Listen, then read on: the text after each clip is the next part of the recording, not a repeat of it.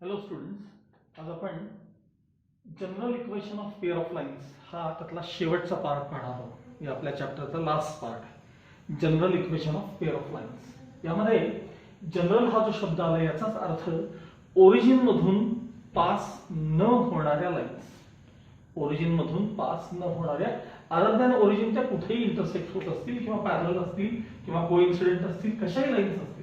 आता ही आपली coordinate system आणि या तुमच्या दोन लाईन्स जर इथं असतील तर याला म्हणायचं general equation of pair of lines not passing through origin. अशा प्रकारच्या लाईन्स ज्या असतात त्यांचं कंबाइंड इक्वेशन म्हणजे त्यांचा प्रॉडक्ट जो असतो तो कोणत्या फॉर्म मध्ये असतो आणि त्याच्याशी रिलेटेड बाकीच्या कन्सेप्ट्स काय बघा. The equation in the form ax square plus twice hx5 plus by square plus twice gx plus twice fy plus c equals 0 represents a pair of lines I double f म्हणजे if and only if हा symbol आहे if and only if this determinant ahg hbf gfc या डिटरमिनंटची value काय असली पाहिजे, 0 असली पाहिजे ही त्यासाठी कंडिशन.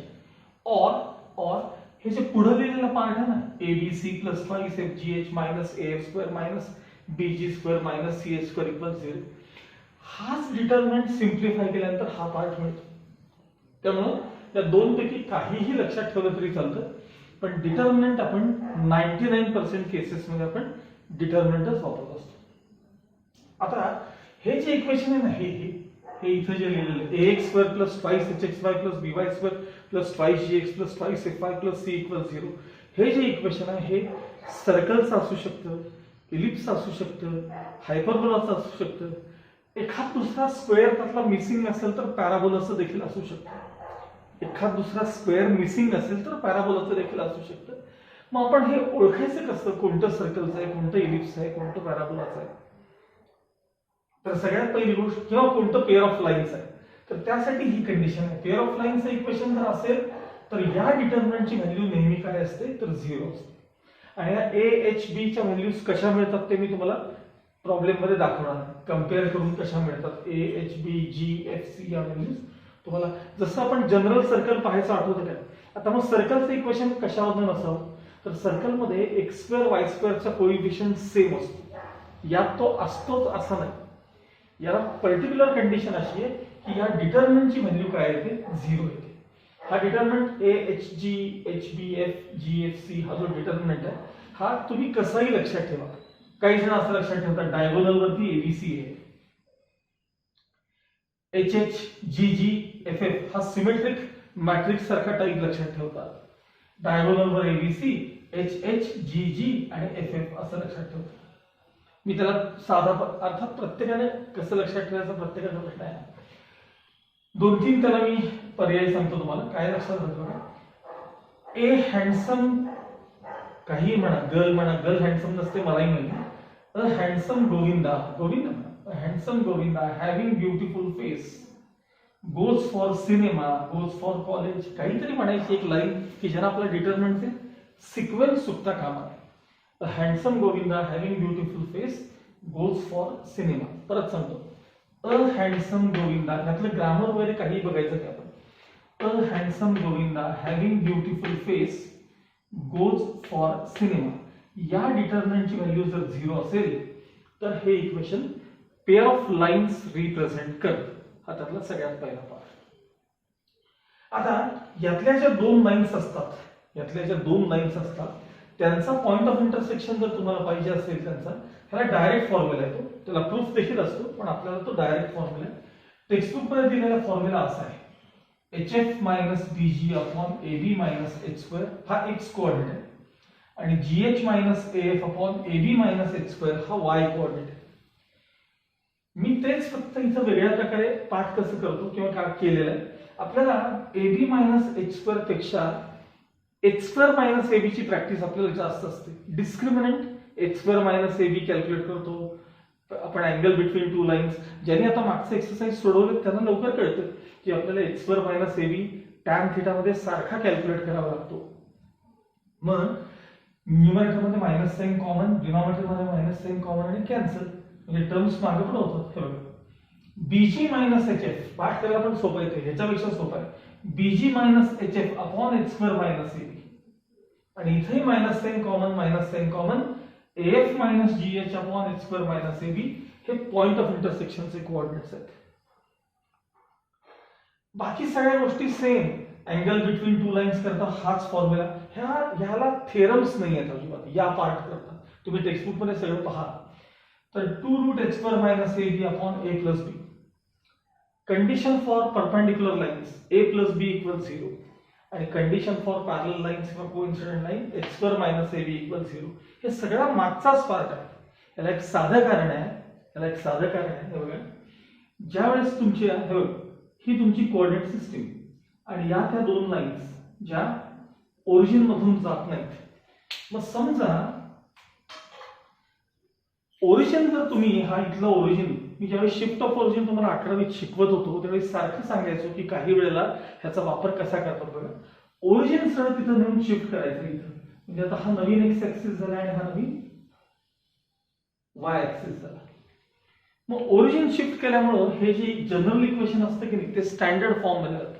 स्टँडर्ड म्हणजे काय सांगा, ax square plus 2hx plus by square equal 0, म्हणजे होमोजिनियस इक्वेशन त्या फॉर्म मध्ये जातं.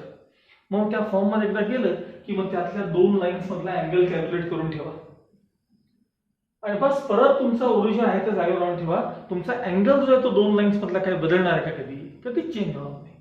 त्यामुळं हे जे बाकीच्या गोष्टी आहेत, अँगल बिटवीन टू लाईन्स किंवा condition for perpendicular lines, parallel lines, या सगळ्या कंडिशन मागच्याच आहेत, त्यामध्ये काहीही बदल नाही.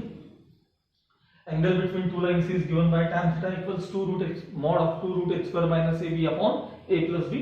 Condition for perpendicular lines a plus b equals 0.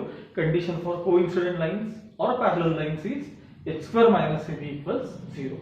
हा सगळ्याचा सगळा पार्ट आहे तसा तुम्हाला वहीमध्ये आधी लिहून घ्यायचा आहे. त्यासाठी मी या व्हिडिओ सोबत ह्याचा फोटो पण एक टाकणार आहे, म्हणजे तुम्हाला तो फोटो मध्ये बघून हा सगळा पार्ट लिहून घेता येईल. हा सगळ्या वहीमध्ये आधी पहिल्यांदा पार्ट लिहून ठेवायचा, हे हेडिंग द्यायचं general equation of pair of lines, आणि मग याच्या पुढे आम्ही एक्सरसाइज कंटिन्यू करतो. Okay. Now exercise 4.3. First question, find the joint equation of pair of lines. Find the joint equation of pair of lines म्हणजेच combined equation of pair of lines passing through point 2 minus 1, passing through point 2 minus 1 and parallel to the lines represented by 2x square plus 3xy minus 9y square equals 0. हा तुम्हाला प्रश्न दिला आहे. आधी पहिल्यांदा क्वेश्चनचा अर्थ कळतो का बघा, या प्रश्नाचा अर्थ कळतो का बघा, लक्ष द्या. Find the joint equation of pair of lines passing through 2 minus 1. 2 minus 1 मधून जाणाऱ्या लाईन्स आणि यांना पॅरलल आहेत. आता मला सांगा, मुळात यात दोन लाईन्स ओरिजिन मधून जातात. हे बघा, एक लाईन L1 आणि दुसरी लाईन L2. या दोन लाईन्स कुठून जातात? ओरिजिन मधून. यांना पॅरलल आणि 2 minus 1 मधून पास होणार. आता सांगा 2 minus 1 पॉइंट कुठे असतो? सांगा 2 minus 1. तर हा जो 2 minus 1 पॉइंट आहे तो फोर्थ क्वाड्रंट मध्ये असणार आहे. एक्स कोऑर्डिनेट 2 आणि वाय कोऑर्डिनेट -1, म्हणजे हा तो पॉइंट आहे बघा 2 minus 1. म्हणजे तुमच्या ज्या रिक्वायर्ड लाईन्स आहेत, त्या 2 minus 1 मधून जाणार आणि L1 L2 ला पॅरलल. आता बघा, L1 ला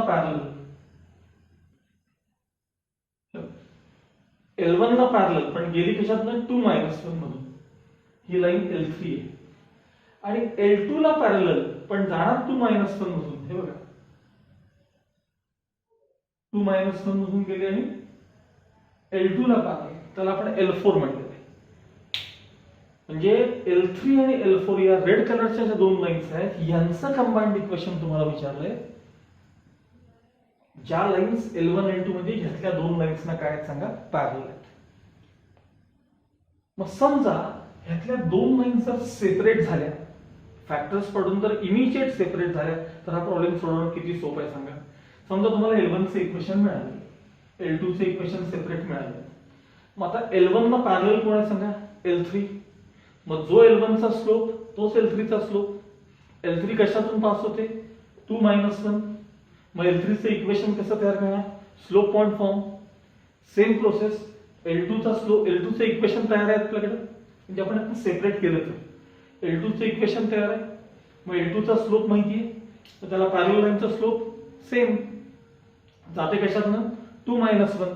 तर त्या लाईनचं इक्वेशन देखील तुम्हाला काय तयार करता येईल, स्लोप पॉइंट फॉर्म. मग L3 L4 दोघांचे इक्वेशन जर तयार झाले तर त्यांचा प्रॉडक्ट म्हणजेच त्यांचं जॉईंट इक्वेशन. या प्रकारे आपण हा पहिल्यांदा प्रॉब्लेम सोडवणार. ठीक आहे, सोल्युशन बघायला आता ही फिगर लक्षात ठेवा, म्हणजे एखाद्या वेळेस मला नंतर बोर्डवर करावं लागणार आहे. काढायची नाही, आवश्यक नाही, फिगर काढणं आवश्यक नाही. Given the homogeneous equation, given the homogeneous equation. काय इक्वेशन आहे, 2x² + 3xy - 9y² = 0. फॅक्टर्स पडतात का बघा, 9 2 18, -18 ला स्प्लिट करा, डिफरन्स 3 यायला पाहिजे, 6 3 जा. ठीक आहे, therefore 2x² + 6xy - 3xy - 9y² = 0. या दोघांमध्ये 2x कॉमन आहे, ब्रॅकेट मध्ये x + 3y, -3y कॉमन आहे, 3y, x + 3y = 0. therefore 2x - 3y आणि x + 3y मागे पुढे झालं तरी चालतं, = 0. therefore 2x - 3y = 0 and x + 3y = 0 are the separate lines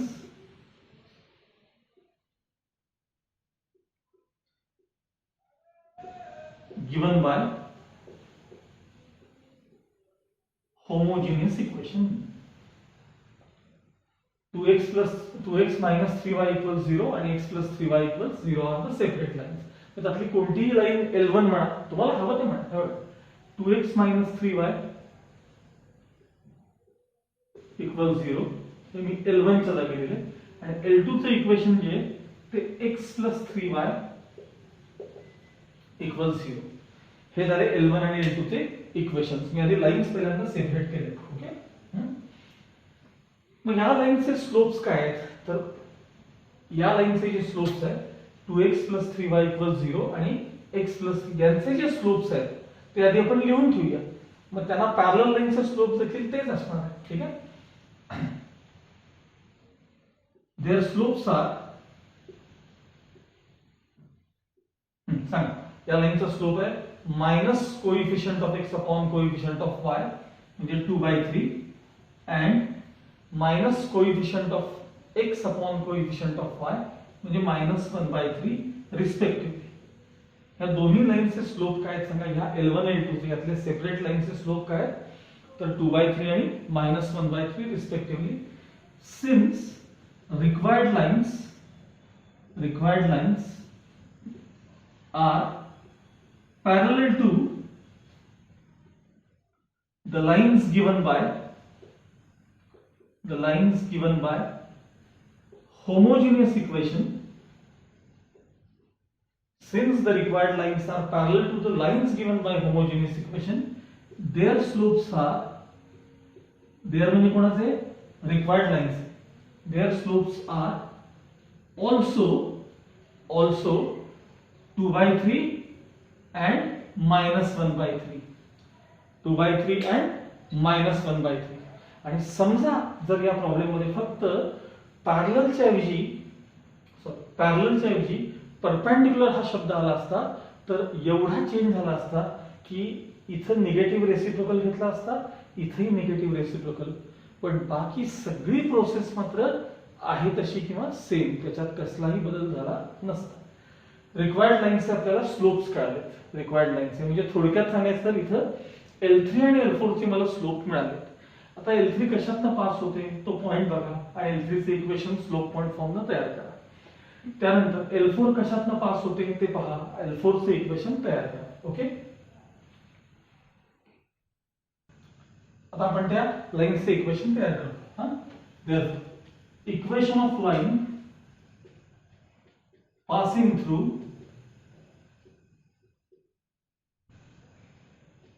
equation of line passing through 2 minus 1 and having slope सांगा त्याचा slope किती आपण लिहिला होता मगाशी, minus coefficient of x upon coefficient of y म्हणजे 2/3 इज स्लोप माहिती आहे, पॉइंट माहिती आहे, इक्वेशन तयार करूया आपण. y minus y1 equals m into bracket x minus x1. y minus y1 हे बघा x1 y1 हा पॉइंट इथं असतो. y minus y1 equals slope 2/3 into bracket x minus x1. x1 आपल्याकडे 2 आहे, त्यातला 3 ट्रान्सफर करा. 3y plus 3 is equal to 2x minus 4.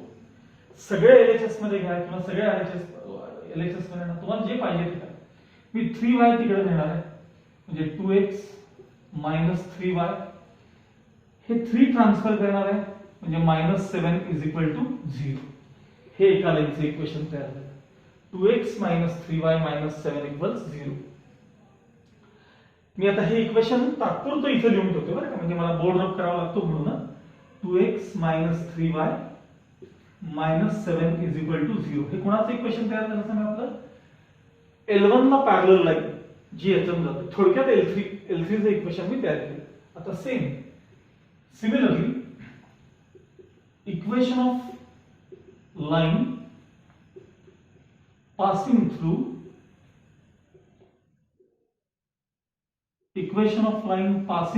2 minus 1 and having slope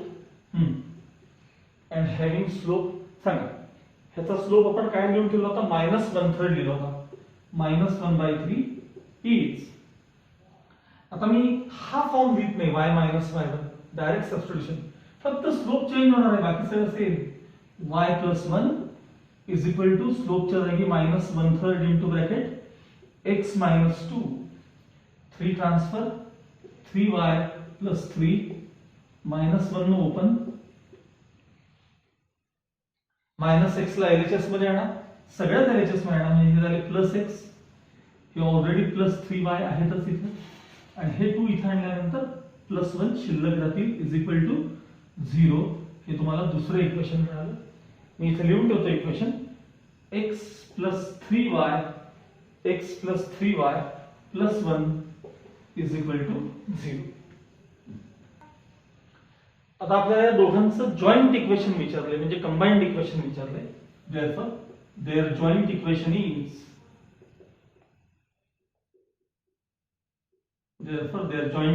is हा सांगा, पहिली लाईन आपण ही तयार केली होती ना, bracket 2x minus 3y minus 7, next bracket x plus 3y plus 1 is equal to 0.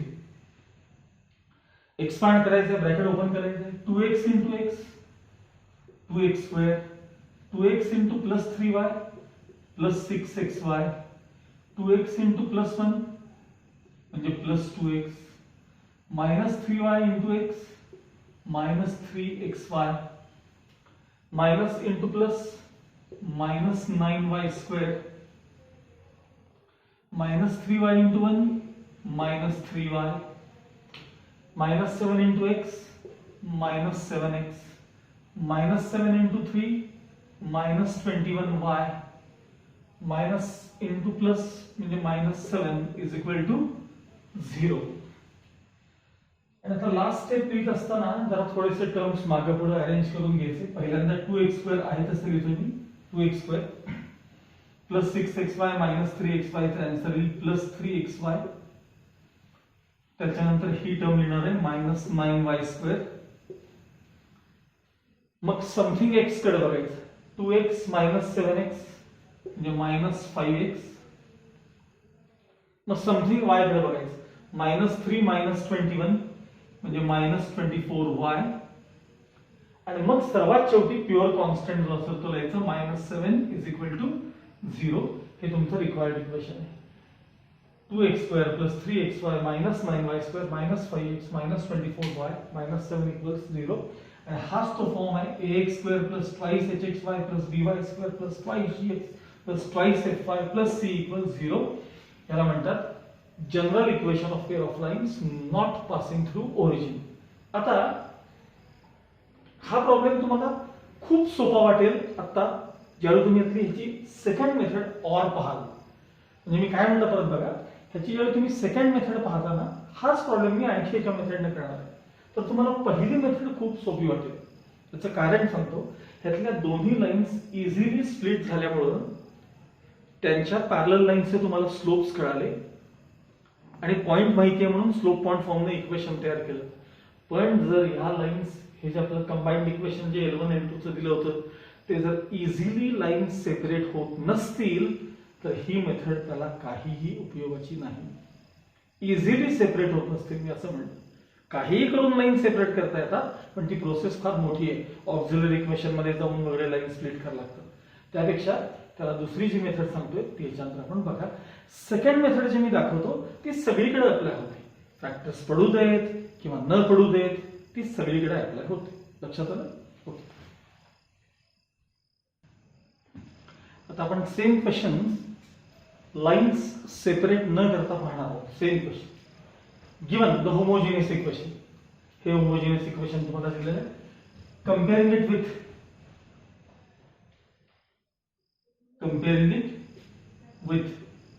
सांगा आपण कोणाशी कंपेअर करतो?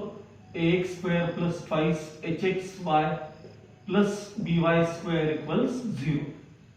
आता मी समोरच्या बाजूला लिहितोय कारण आपल्याकडे थोडी जागा कमी असल्यामुळे. सांगा a ची व्हॅल्यू किती मिळाली तुम्हाला? a 2 मिळाला. आता 2h म्हणजे 3 आहे. मग h किती असेल? 3/2. बघा 2h म्हणजे 3 आहे तर h किती असेल? 3/2. त्यानंतर b ची व्हॅल्यू किती आहे? b ची व्हॅल्यू -9. ह्या a h b च्या व्हॅल्यूज मिळाल्या. आता ह्यातल्या ज्या दोन लाईन्स आहेत ह्यातल्या बरं का होमोजेनियस इक्वेशन मधल्या ज्या दोन लाईन्स आहेत त्यांचे स्लोप्स m1 m2 आहेत असं आपण अज्युम करूया. मगाशी काय झालं मी लाईन सेपरेट केल्यामुळे त्यांचे स्लोप्स मला डायरेक्ट बघायला मिळाले. आता आपण लाईन सेपरेट करत नाही ते समजा फॅक्टर्स पडत नाही असं धरून चालू. मग late m1 and m2 be the slopes of the lines given by homogeneous equation. म्हणजेच हे इक्वेशन अबव इक्वेशन म्हणलं तरी चालतं.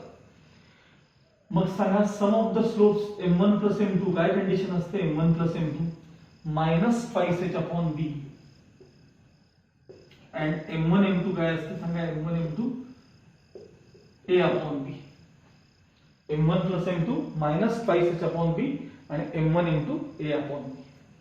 आता रिप्लेस करा आपण. इथं आपण 5h लिहिलं असतं तर बरं झालं असतं. असू दे आता ठीक आहे. सांगा 5h म्हणजे किती आहे सांगा? 3 आहे. 5h म्हणजे किती आहे? 3. -5h म्हणजे -3/-9.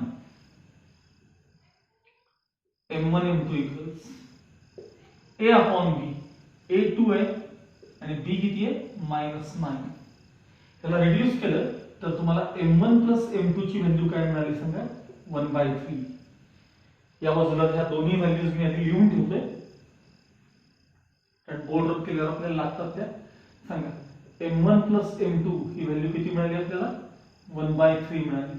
आणि m1 m2 ही व्हॅल्यू काय मिळाली आपल्याला? m1 m2 -2/9. या दोन व्हॅल्यूज तुम्हाला आता मिळाल्या. काय केलं बघा आतापर्यंत आपण की कंबाइंड इक्वेशन दिलं, कंपेअर करून a h b च्या व्हॅल्यूज घेतल्या. त्यातल्या दोन लाईनचे स्लोप्स m1 m2 असतील. त्यातल्या दोन लाईनचे स्लोप्स काय असतील? m1 m2. म्हणून सम of the slopes m1 + m2 आणि product of slopes m1 m2 यांच्या व्हॅल्यूज आपण कॅल्क्युलेट करून ठेवले आहेत.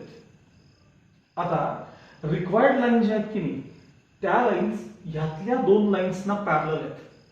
मग रिक्वायर्ड लाईन ह्यातल्या दोन लाईनचे स्लोप्स काय आहेत? ह्यातल्या दोन लाईनचे m1 आणि m2. मग मला सांगा रिक्वायर्ड लाईनचे पण स्लोप काय असले पाहिजेत, अर्थात M1 M2 असले पाहिजेत. मग तशी लाईन मेन्शन करतो. Since required lines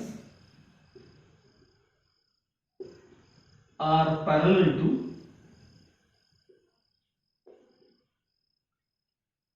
the lines given by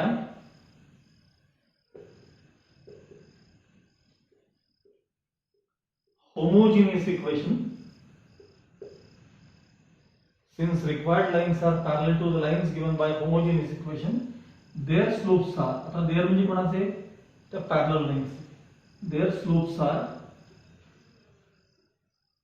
also M1 and M2. म्हणजे रिक्वायर्ड लाईन्सचा देखील स्लोप काय आहेत सांगा, M1 and M2. मला सांगा रिक्वायर्ड लाईन्स पास कशात होतात सांगा, काहीतरी तो पॉइंट आहे बघा, काय तो पॉइंट दिलाय तुम्हाला 2-1 काहीतरी आहे ना, रिक्वायर्ड हा पासिंग थ्रू 2-1, मग तेही मेन्शन करूया. Required lines pass through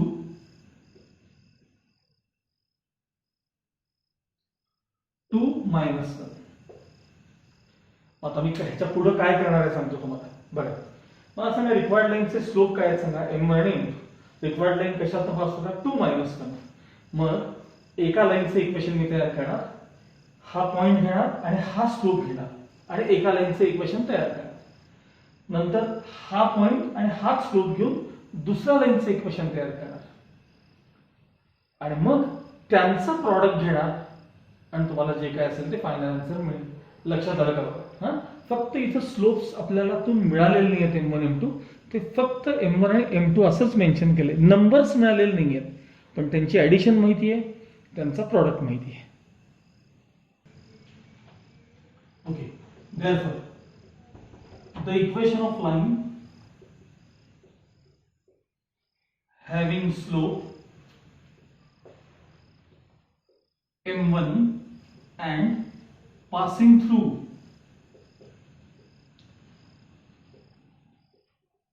2-1 is, the equation of line having slope M1 passing through 2-1 is y minus y1 equals slope into bracket x minus x1. आता y minus y1, y1 काय बघा आपल्याकडे, x1 y1 equals slope M1, slope आपला M1 आहे, into bracket x minus x1. काही नाही, मी फक्त एक पार्ट त्या साईडला ट्रान्सफर करतोय. ते इक्वेशन कसं दिसेल बघा, M1 ब्रॅकेटमध्ये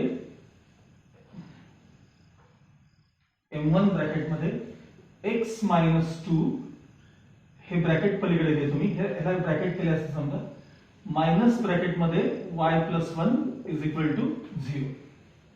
हे एका लाईनचं इक्वेशन तयार झालं. आता मला सांगा दुसरी जी लाईन आहे त्याला फक्त स्लोप M2 आहे ना, लाईन ह्यातनच जाणार आहे, स्लोप फक्त M2 आहे. म्हणजे मला सांगा इथं काय चेंज होईल सांगा, M1 च्या जागी फक्त M2 येईल की नाही, मग ते direct line. Similarly the equation of other line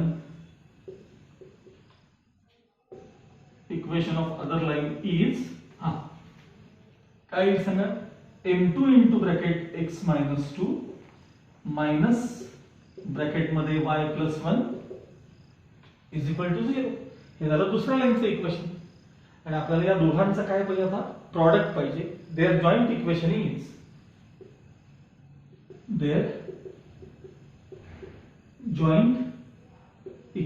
is सांगा पहिली लाईन काय सांगा, M1 into bracket x minus 2 minus y plus 1 एका ब्रॅकेट मध्ये घेतलेला इंटू नेक्स्ट ब्रॅकेट मध्ये M2 ब्रॅकेट मध्ये x मायनस 2 मायनस ब्रॅकेट मध्ये y plus 1 bracket complete is equal to 0. आता याच्या पुढची स्टेप फार काळजीपूर्वक आणि व्यवस्थित लिहायची. आता मी ब्रॅकेट ओपन करायला चालू करणार आहे बघा, या टर्मला मल्टिप्लाय करतोय, लक्ष व्यवस्थित. M1 M2 x मायनस 2 चा ब्रॅकेट स्क्वेअर, या टर्मने याला मल्टिप्लाय करतोय, plus into minus minus minus हे दोन ब्रॅकेट्स आणि m1 x minus 2 into y plus 1 आणि m1. आता याला याला ओपन करतोय, minus into plus minus, same दोन ब्रॅकेट आणि m2 x minus 2 y plus 1 into m2, आणि ही term minus into minus plus y plus 1 चा bracket square is equal to 0. ही स्टेप व्यवस्थित समजली का बघा. आता फक्त या मधल्या पार्टकडे बघा, हे एवढा इथून एवढा हा जो पार्ट आहे याच्यामध्ये हे दोन ब्रॅकेट्स कॉमन निघतात, मायनस साइन देखील कॉमन निघतं, शिल्लक राहील फक्त m1 प्लस m2. साइन्स कडे लक्ष द्या व्यवस्थित. मग m1 m2 as it is into bracket x minus 2 bracket square. पहिली गोष्ट मायनस साइन कॉमन काढले, हे दोन ब्रॅकेट्स देखील मी कॉमन काढतोय, म्हणजे x मायनस 2 y प्लस 1 हे दोन ब्रॅकेट कॉमन, या दोघात शिल्लक काय राहिलं सांगा, m1 प्लस m2 शिल्लक राहिले. बाकी last term as it is y plus 1 bracket square is equal to 0. आता मी याच्यात फक्त m1 m2 च्या जागी रिप्लेस करणार आहे. m1 m2 च्या जागी मायनस 2/9 आणि m1 प्लस m2 जागी रिप्लेस करणार आहे 1/3. म्हटलं तर त्याला इक्वेशन घेऊन ठेवायला पाहिजे आपण, इथं वापरताना त्याला रिझन देता येईल फ्रॉम वर. ओके, हे पुढे कंटिन्यू करतो. m1 m2 च्या जागी आता मायनस 2/9 ब्रॅकेट मध्ये x मायनस 2 चा ब्रॅकेट स्क्वेअर मायनस हे x minus 2 y plus 1 as it is m1 plus m2 च्या जागी 1/3 प्लस हे y प्लस 1 चा ब्रॅकेट स्क्वेअर आणि सहज अपॉन 1 लिहिले इज इक्वल टू 0. अपॉन 1 असंच लिहिलं. आता मला सगळ्यांचा कॉमन डिनॉमिनेटर 9 करायचा आहे, 9, आणि तो लगेच 0 मध्ये ट्रान्सफर करायचा आहे. तर 9 मी आता लिहिणार नाही, फक्त समजून घ्या की ह्याला ऑलरेडी 9 आहे, म्हणजे वरती काय सांगा, minus 2 into bracket x minus 2 bracket square minus ह्याला 9, इथं सगळ्यांचा डिनॉमिनेटर इथं आहे, खाली वर 3 ने मल्टिप्लाय करायला लागेल, म्हणजे 3 into bracket x minus 2 y plus 1, म्हणजे हा डिनॉमिनेटर पण 9 झाला. इथं खाली वर 9 लागेल, 9 into bracket y plus 1 bracket square is equal to 0. त्या सगळ्यांचा कॉमन डिनॉमिनेटर 9 दिसला का बघा हा, आणि हा 0 मध्ये आपण ट्रान्सफर केला. ओके, बस आता हे सिम्प्लिफाय करत राहायचं आपल्याला.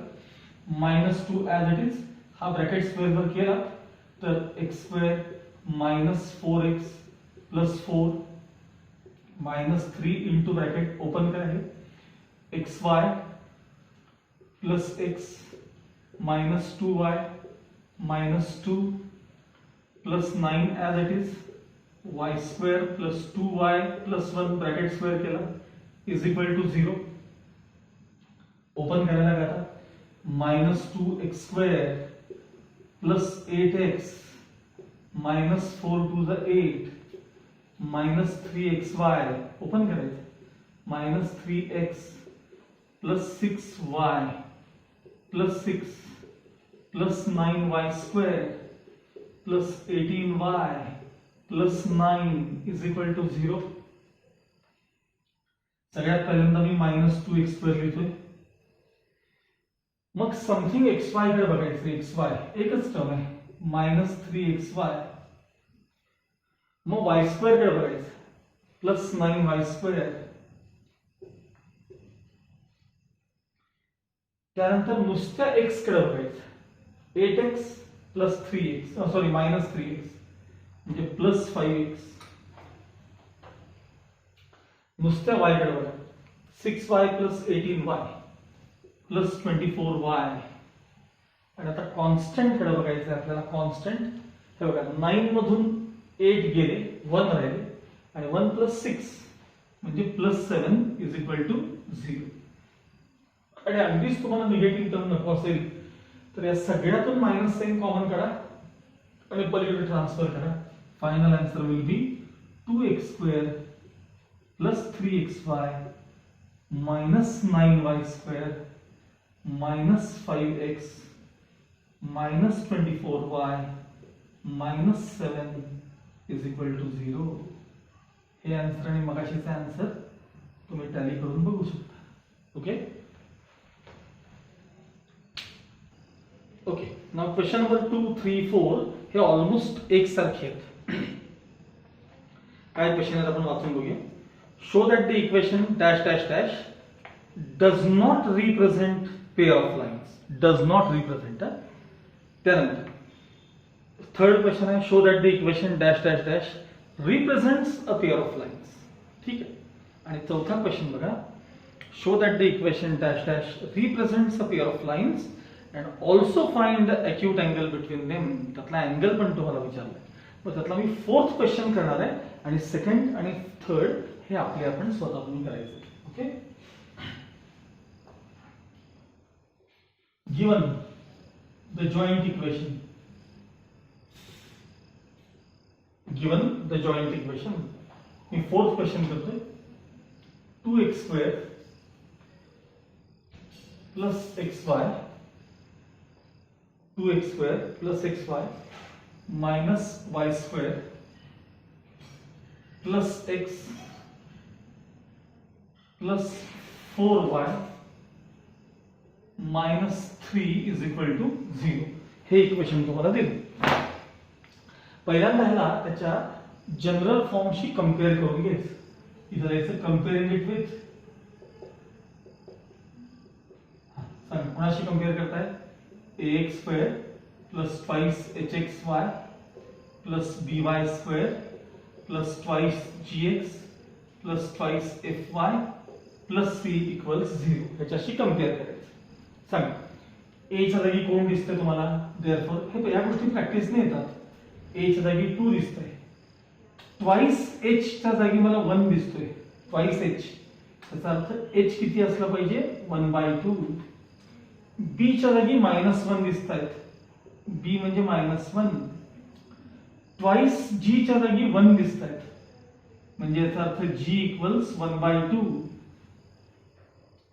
ट्वाइस f च्या जागी 4 दिसतायत म्हणजे f इज इक्वल टू 2 आणि शेवटी कॉन्स्टंट दिसतोय मला -3. अशा या व्हॅल्यूज पहिल्यांदा मिळवून घ्यायच्या. आता त्यांनी विचारले की show that this equation represents pair of lines. मगाशी आपण ज्यावेळी मी सुरुवात केली त्यावेळी एक पहिलीच लाईन अशी दिली होती. हे जे असतं ना equation ax² plus twice hxy plus by² plus twice gx plus twice fy plus c. This equation represents pair of lines if and only if that determinant is equal to 0. आणि तो determinant कोणता होता सांगा. a h b. मी तुम्हाला काही पर्याय सांगितलेत लक्षात ठेवायला. Handsome Govinda having beautiful face goes for cinema. हा जर डिटर्मिनंट 0 आला तर हे पेअर ऑफ लाईन्स रिप्रेझेंट करतं. आणि हा डिटर्मिनंट जर 0 नाही आला तर हे इक्वेशन पेअर ऑफ लाईन्स नाही आहे असं सांगायचं. मग खाली कन्सिडर म्हणायचं. Consider d equals determinant a handsome Govinda having beautiful face goes for cinema. या डिटर्मिनंटची व्हॅल्यू काय आहे ते आपल्याला बघायचं. इज इक्वल टू सांग a म्हणजे 2 आहे. हँडसम 1/2. गोविंदा तो देखील 1/2 आहे. हॅव्हिंग 1/2. ब्युटिफुल -1. फेस 2. गोज जी म्हणजे 1/2 आहे. फॉर म्हणजे 2. सिनेमा -3. आता आपल्याला हा डिटर्मिनंट सोडवायचा. काही जण असाच फ्रॅक्शन मध्ये सोडवू शकतात. काही जणांना फ्रॅक्शन जमत नाही. त्याला एक साधा पर्याय डिटर्मिनंट मध्ये असं असतं बरं का की प्रत्येक रो मधनं आणि प्रत्येक कॉलम मधनं आपल्याला सेपरेट कॉमन काढावं लागतं. म्हणजे रो तर एक किंवा कॉलम तरी काहीतरी घ्यायचं. मग जर कॉमन्स काढणार असेल सगळ्यातनं हाफ, यातून हाफ, यातून हाफ आणि यातून हाफ. आणि प्रत्येक रो मध्ये किंवा प्रत्येक कॉलम मध्ये कुठं ना कुठं हाफ आहे. मग तुम्ही आहे तसा डिटर्मिनंट सोडवलं तरी चालतो. ज्याला फ्रॅक्शन्स मधले कॅल्क्युलेशन जमतात त्यांनी आहे तसं सोडवा. आणि त्यांना अगदीच नाही कॉमन काढायची प्रॅक्टिस होऊन जाईल. म्हणजे तुम्हाला काही डिटरमिनंटच्या प्रॉपर्टीज कळतील की ते जे आपण कॉमन काढतो के त्याला रेस टू एन का लिहितात तेही आपल्याला कळून जातं. प्रत्येक रो मधनं निघतो तो नंबर, त्यामुळे ते रेस टू 3 येणार. लक्षात ठेवा, हाफ रेस टू 3 मी कॉमन करतोय.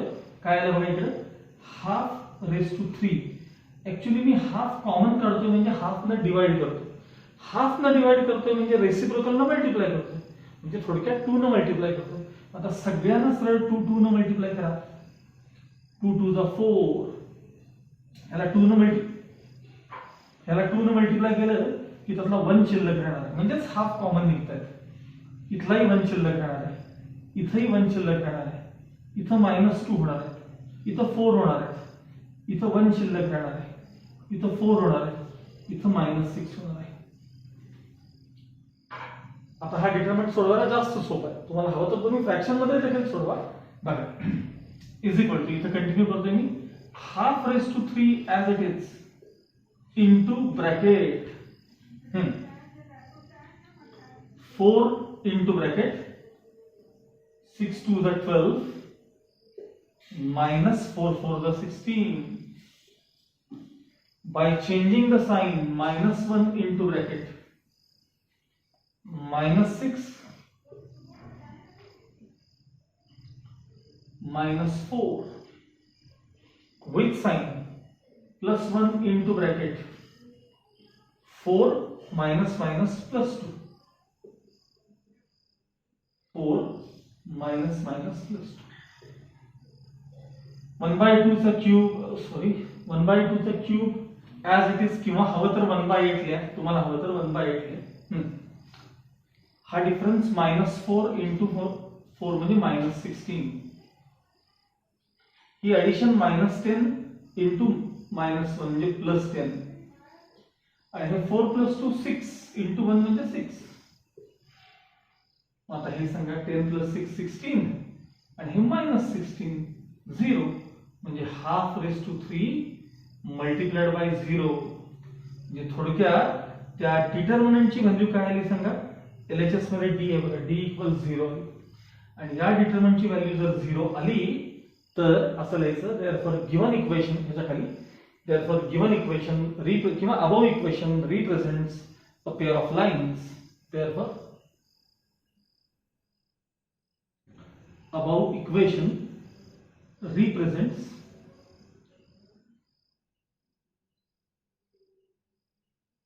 a pair of lines.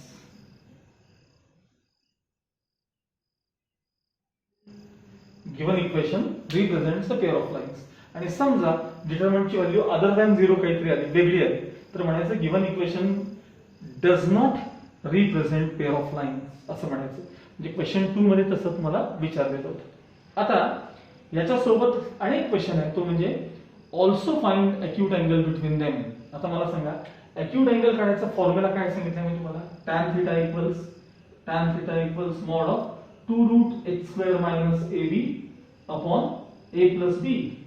आता मला सांगा, या सगळ्या व्हॅल्यूज तुम्हाला माहिती आहेत की नाही बघा. हे बघा, h a b ह्या सगळ्या व्हॅल्यूज इथे असतात, त्या फक्त त्यात रिप्लेस करायच्या आणि तो जो काय असेल तो अँगल काढायचा. समजा स्टँडर्ड आला तर तो आयदर समजा 60 डिग्री 30 डिग्री, तर तो तसा लिहायचा. नाही आला तर tan इनवर्स समथिंग म्हणून त्याचा आन्सर लिहायचा. या प्रकारे तुम्ही आता या एक्सरसाइज मध्ये क्वेश्चन नंबर 1 2 3 4 हे सगळेच्या सगळे तुम्हाला पूर्ण करायचे. क्वेश्चन नंबर 1 2 3 आणि 4 इथं आम्ही थांबवणार आहे हा पाठ. आता 5 पासून जे 11 पर्यंतचे जे क्वेश्चन्स आहेत, 5 पासून हा मोठा एक्सरसाइज आहे हा, तर ते मी आपण नेक्स्ट व्हिडिओमध्ये घेणार आहोत. क्वेश्चन नंबर 1 to 4 हे सगळे क्वेश्चन तुम्ही आता काय करायचे, कम्प्लीट करायचे. लक्षात आलं.